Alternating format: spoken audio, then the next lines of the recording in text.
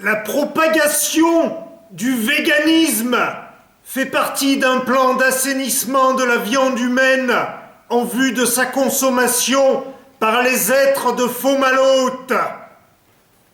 Le massacre à grande échelle des animaux rationnels, productivistes, le zoocide global et les massacres d'humains associés servent de sacrifice dans l'opération magico-technologique qui permet de maintenir ouverte la grande porte. Quel que soit ton camp, tu participes à la fin de l'espèce humaine. Un panthéiste vit l'Eucharistie permanente. Chaque fois qu'il avale une fricadelle graisseuse, une branche de céleri, un moucheron, quelques centimètres cubes d'air vicié, il se repaît littéralement du corps de Dieu. La chute se situe bien avant l'expulsion du paradis terrestre. La chute est concomitante à la création d'un être pour véhiculer le verbe. La chute, c'est le langage, les constructions ultérieures n'ayant fait qu'aggraver. En nommant les animaux, Adam les a condamnés à nous suivre dans la chute. La langue humaine n'a d'intérêt que si dans ses formes, elle tâche de faire une place à la façon dont les animaux l'entendent. La transition végétale n'est qu'un des aspects de la configuration de l'aliment humain. À long terme, les êtres de Fomalhaute veulent voir notre anatomophysiologie muter pour mieux répondre à leurs besoins. La plupart des acteurs de l'industrie agroalimentaire signent une clause secrète à leur entrée en activité, la clause cancer.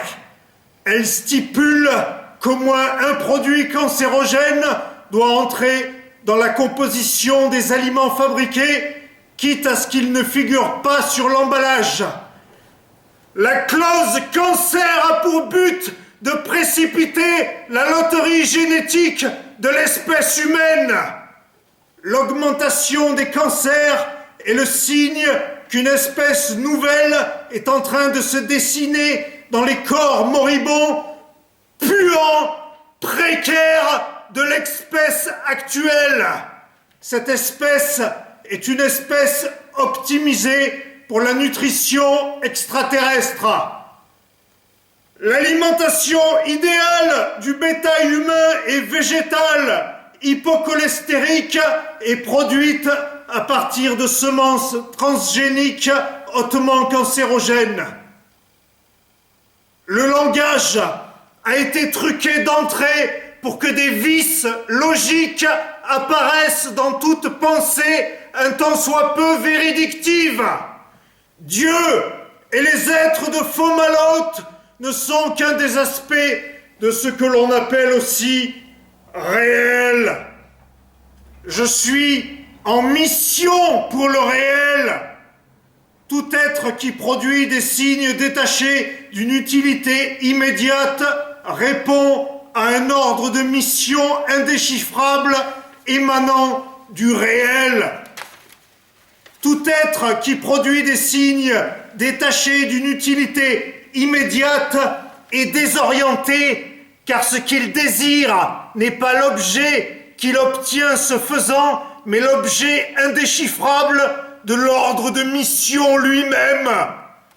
Tout être ne produit au regard du réel que des signes détachés d'une utilité immédiate. Tout être qui se risque à le voir est voué à la ruine. Les dirigeants qui ont conclu le pacte pensent que les êtres de Fomalhaute ne voient en nous qu'une source de remplacement des protéines qui font défaut dans leur monde. Le réel se contrefiche des protéines. L'assomption alimentaire est la prochaine étape du développement spirituel et matériel de l'espèce humaine. En abandonnant l'alimentation animale, c'est-à-dire en cessant de communier littéralement avec les autres vivants, les êtres humains achèvent leur extraction du monde animal. Les êtres humains sont le corps du crypte.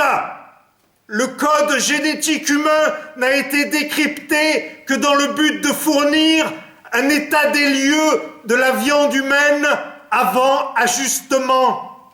Dans le réel, les êtres de Fomalhaut cherchent à s'incorporer le code. Dans le réel, il y a un être humain qui contemple la mort d'un animal avec un ravissement sadique qui s'étend au-delà de son agonie à toutes les phases de la putréfaction. Dans le réel, cette charogne est celle de l'homme, amoureusement couvé et amusé par les spéculateurs que le contact avec l'autre côté n'a fait que rendre davantage humain. Dans le réel, quand les êtres de Fomalhaut viendront, la téléphonie mobile servira à indiquer l'emplacement du plus proche resto-route. Dans le réel, pour libérer les animaux, il ne suffit pas d'arrêter de les manger. Dans le réel, le seul moyen de libérer les animaux, c'est d'inverser le geste d'Adam en les dénommant, c'est-à-dire en dénouant le lien qui prétend faire de l'homme le gouverneur du vivant.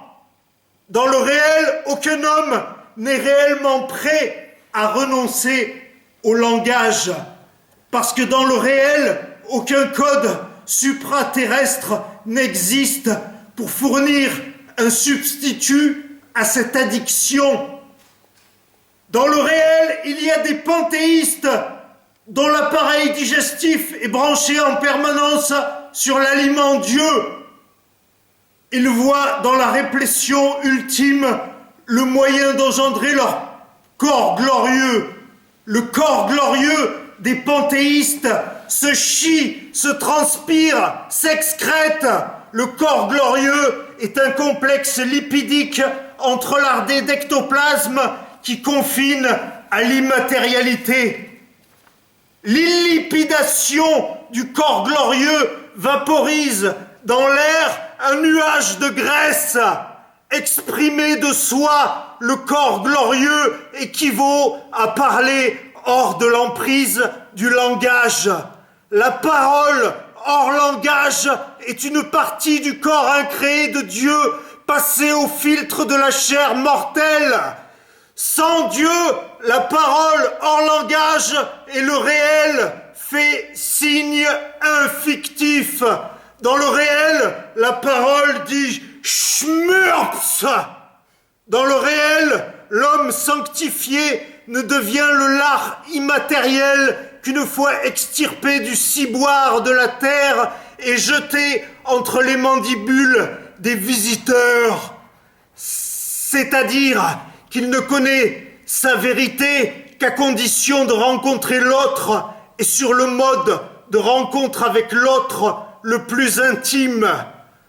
Le réel lui-même est une viande persillée d'œufs de ténia-fiction. À notre naissance, nous gobons un de ces œufs. Il se développe en nous, mange ce que nous mangeons, plie notre organisme à sa loi. Il est en théorie possible de l'expulser tout entier, mais la plupart des individus n'en chient que des bouts.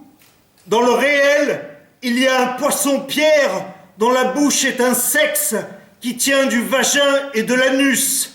Le réel est un sexe hautement chargé en neurotoxines. Le réel a une bouche sexe génératrice d'angoisse à l'interface des mondes. Dans le réel, des coprolites façonnés dans les replis digestifs de l'autre déchirent le ciel en traversant la grande porte. Dans le réel, l'humanité ne reconnaît plus l'odeur de ses propres pets suite à une greffe fécale en provenance de l'outre-monde. Dans le réel, les visiteurs ne sont autres que la faune intestinale habitant le trou de verre qui relie un trou noir à une fontaine blanche.